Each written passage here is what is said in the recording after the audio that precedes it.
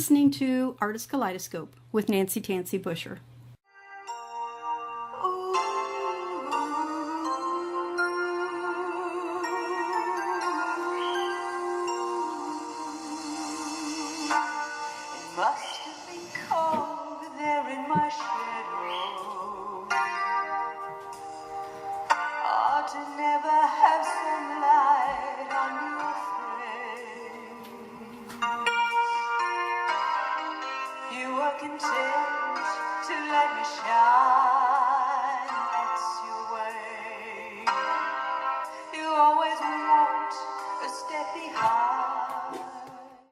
We interviewed Carole some months ago and talked about her 2 children's books. You can watch that video at the address on the screen. Today, we'll be learning about the musical side of this amazing, multifaceted woman. So, Carole, tell us how it all began.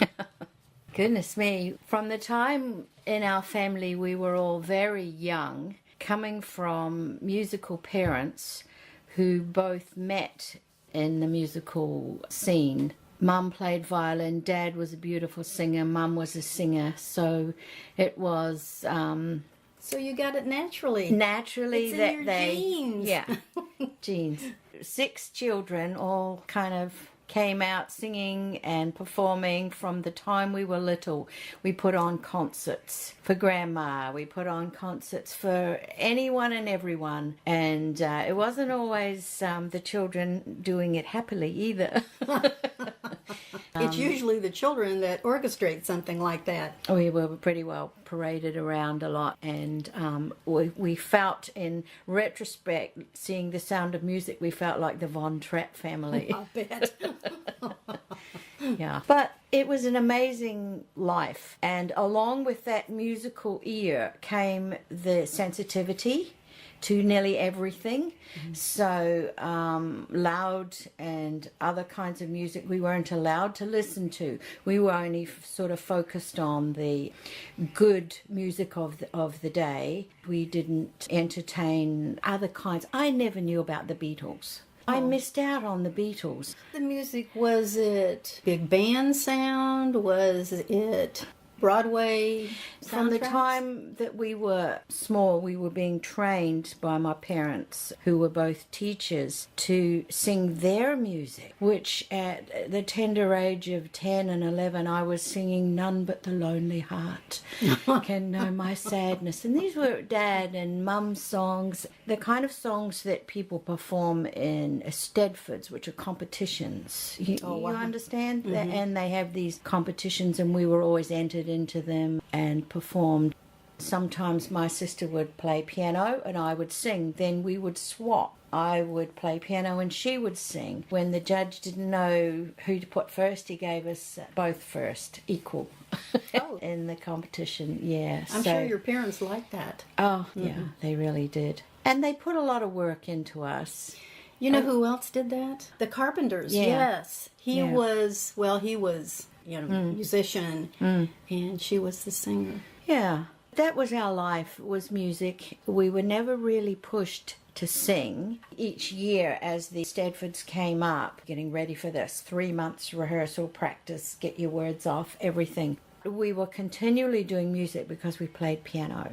Mum used to dread when we'd come home and she'd be listening to scales, going up and down, and she never had a sewing room, and so she had to sew in the main room next to where the piano was.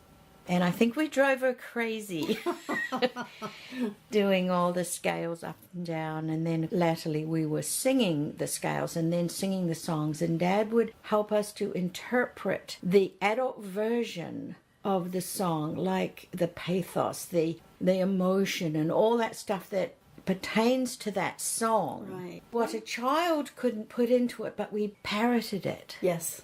What wonderful training. Yeah. Of course, at the time you probably didn't agree, but... No.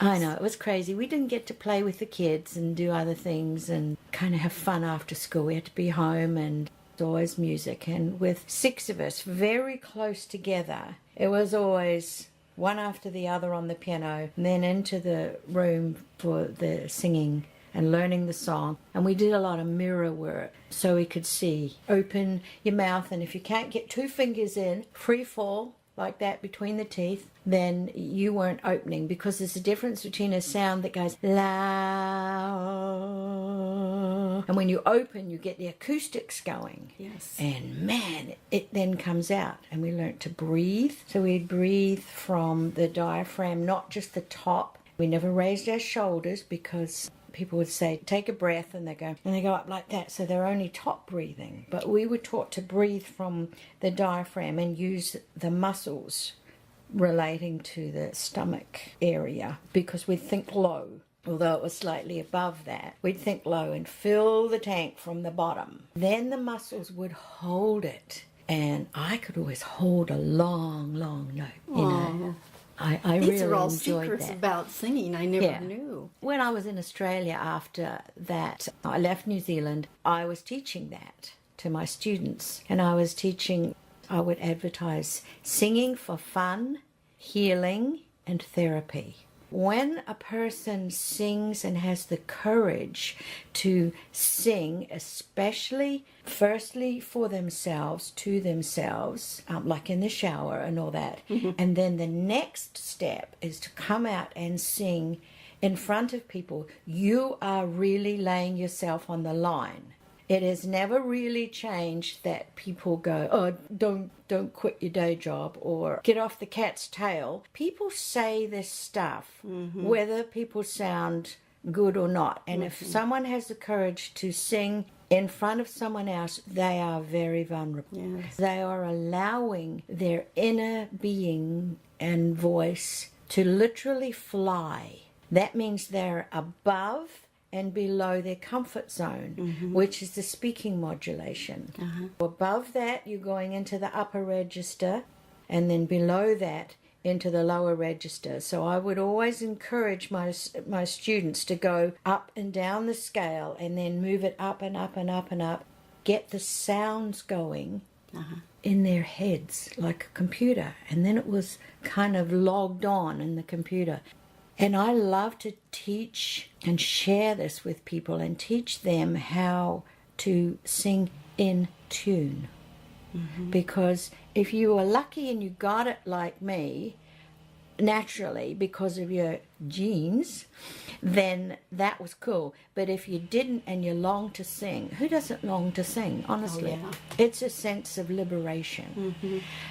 Singing is everyone's right. It's just elevated speaking and having the courage to go above and beyond your normal speaking modulation.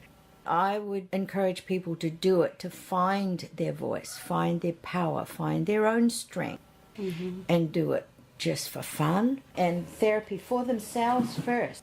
Then if they wanted to do it professionally, well, that was good. I could take them to that next step. But what fun it was sharing it with people, and hearing people. In 6 weeks, I used to be able to take pretty tone-deaf people to be able to sing in tune. I would encourage them to get a little keyboard. They just needed 2 or 3 octaves, and then they would play the note. They would learn to place it in this head area, and then that's the thought, then to the throat, then to the action. It was a triangle thing going on. First you think the sound, then you place the sound with the voice and produce it and let it out. So when they learned the difference between the first note, then the second note, they could go up the scale, like do, re, mi, fa, sol, la, ti, do. And then I'd encourage them to go down again. Do, ti, la, so, fa, mi, re, do. Do, do. And they would then jump up to the next note. Da, do, re, mi, fa, sol, la, ti, do. Do, ti, la, so, fa, mi, re, do. And here's the octave. Do, do. And build it right up till I stretch them a little bit at the top. Because I can't sing up there. Sure you can. Give it a go. You sing where you sing, soprano, alto, bass, or for men or whatever, according to the length or the shortness of your vocal cords that you're born with. You can't exactly stand on them and stretch them like a rubber band. But you can work to strengthen the unused area of your voice, which is the top register. There's a top and there's a middle and there's a bottom. And between the two, of course, there's two breaks in the voice, natural breaks in the voice. When yodelers sing, that's fine to learn to yodel and to have fun doing that. But then that crack is widened in the voice and it becomes like a bleat whether they want it or not in other songs. One wants to yodel and stick with yodeling in the country songs and have fun with that style. But then to smooth and close the break between the two is something that we try to do so that there is no definite change in sound between the notes. Yeah. I think, wasn't it Roy Orbison who could sing in 3 different octaves? Yeah, he went into the falsetto.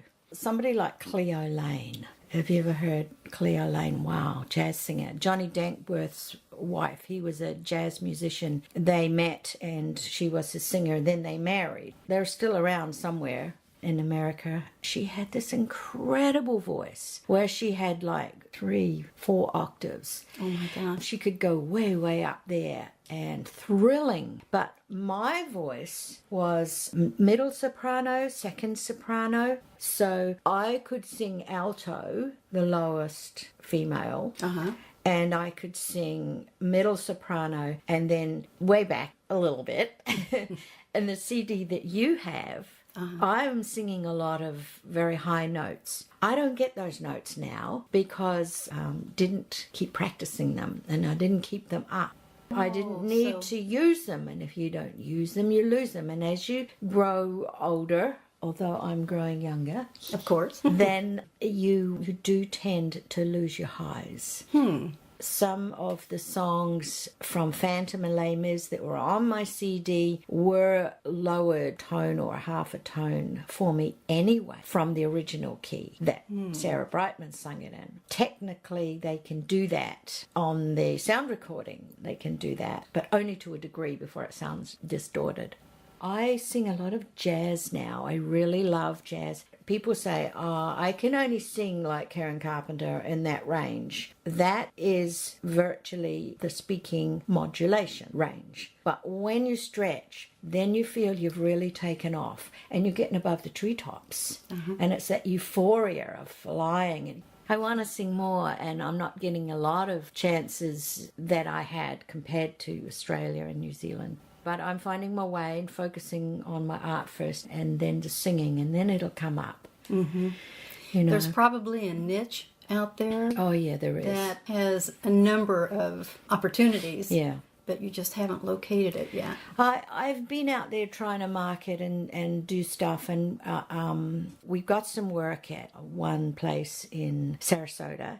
It seems to be that the more independent retirement homes love us and want our kind of songs. We are doing standards that they love. The Shadow of Your Smile and a lot of the Frank Sinatra stuff that is everybody's toe tapping in the middle of the happy place zone. Then, of course, the golden oldies. We do a lot of those.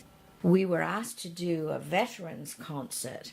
I had to pull a lot of stuff out and learn it. All that old, don't sit under the apple tree and all that stuff that was expected with the era of the Second World War. So I learned a lot of that stuff for that. And then we've done very romantic Mother's Day, Valentine's Day programs. We pull out all the love songs. And there's so many beautiful songs. There really are. And I think we all, I don't know, we're so fond of the songs that we grew up with, especially during our teenage years when we were so insecure. Let's go back to the first time you sang on your own for the public. That was in a concert for my nana and granddad, and they were in a retirement home. See, I never got out of the retirement homes. I had to sing, my sister played, and I have a recording of it that Mum and Dad took on a reel-to-reel. They have just given us the whole concert put onto a CD. And when we were over last time at Christmas, they gave it to us. Oh my gosh, my voice was skinny and it was wavery and thin. It had a bit of potential, as I can hear now. I was really scared. How old were you? I think 8 or 9. Oh my gosh. Like I must have sung solo before that, but I just can't remember. But my brother sang on some radio shows when he was even a baby. They had him up on Uncle Clary's show, which was in New Zealand at the time, a radio show that everybody tuned into and loved. Now, he was an older brother. Younger. Oh, he was younger. I was thinking he would be older when Mom had fewer children to work with. He's the one now who's... Yeah, he sings now, but not a lot. But he's done a lot of musical stuff. Being a doctor, he's so busy, and everyone wants a piece of him and his time. He sings now in the choir and church and things like that because he loves to sing. When he was a baby, he was just really fat and cute. And they'd have him up, sitting up like this next to the microphone and singing. And he sung Twinkle, Twinkle, Little Star. Oh, cute. And we have that on the recording too. Big breaths, you know. The little kid taking big breaths in the middle of words and things like that. It was so cute. Then I developed the voice, I guess, more and more and more, and found my own style. It wasn't singing the stuff they wanted me to sing. I enjoyed the musicals, but they were just the next step to get to where I am now, which is singing jazz and ballad. I'm what you call a reinvented torch singer. Have you heard of a torch singer? My older brother didn't like singing so much. He played euphonium. What's that? A big tuba.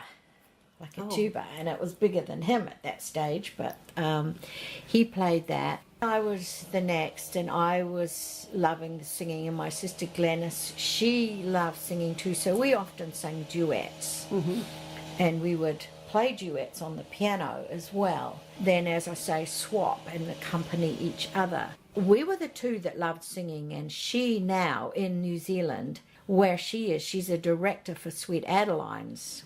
My sister Sandy could sing. Oh, could she sing? But she always, I think, felt overshadowed by Glenys and I. And she never had the courage to come out. And a couple of times she came, stayed with me, and I said, come on, let's do some karaoke. And she sang a hot version of Jambalaya and knocked everybody's socks off. And I said, I told you you could do it. She has the voice, she has the style, she has it, but she never really had the desire, perhaps. Or the confidence. And the confidence, yeah. I've always encouraged her when I've gone home. Life can be very stressful with all the things that we do. So we search out quiet places to rejuvenate our souls. And I happen to know that you have St. Francis of Assisi residing in your garden to help you find the peace. You also have Buddhas, angels, and elves. Many feel you're covering all your bases. I do have a peace garden, and I like to get out there in the morning, and when the sun is coming up, there's a small gap where I can sit in my lounger and just set myself going for the day and have that peace and that quiet, and usually a cat on the lap. And I really do enjoy that time. Because we have a roof, the sun goes across, but the sides are open. I have it very artistically put together. Yes, with it's beautiful. Angels and little lights now, and I have a beautiful statue like this with the water fountains. A little ladybug light. Now I have a solar light. I changed the plants around to make them harmonious and that feel of balance. I love it. I noticed you have a lit fish. Yeah. I love all these things. I found that at Cracker Barrel. Oh, is that of right? Of all places, going for dinner one night. And I saw this and went, oh, yeah, I have to have that. And in some of the yard sales, we found fountains with lights inside. I love garage sales. Find little bits and pieces. Oh, yeah. I have a couple of angels and cherubs and lots of different plants. But I like the sound of water. To me, that's music. Yes, and it's very relaxing. Yeah. joined the choir, the Bay Chorale, and I love it. I don't have to work too hard, and I sing second soprano and meet a lot of really nice people. And I met a guy who had been blind since birth. Oh, Sam. And he would come in early and someone would lead him to the piano and he'd sit there and he would play 88 keys like this. And he's a really big, jovial man. He's my Humpty Dumpty man. He has a very good touch and he's used to commanding and playing, but I could hear his potential as an accompanist in the support role. I approached him to work with him because he's the first person that I've met of the caliber that I want to work with, that has the soul that I feel an affinity with. Right. He said yes, so we've been doing some gigs. If I can come into a place, plug the microphones into an in-house PA system that will go all over, then that is the coolest thing, because I'm looking after him and I don't want to be hearing big PA speakers and things like that anymore. I've done my day of that and I don't have any roadies and boys anymore to do it. I'm looking after Sam, and Sam sings too. We have your website. Yep, artharmonycreations.com, and the Facebook Email address. email, artharmony@gmail. But the name of my duo is Sounds Mellow, and that is really where it's at. So if I could just say, classy cocktail musical artistry for your home concert or venue. Thank you very much, Carole. We appreciate having you. Thank you. And we'll talk again. We will.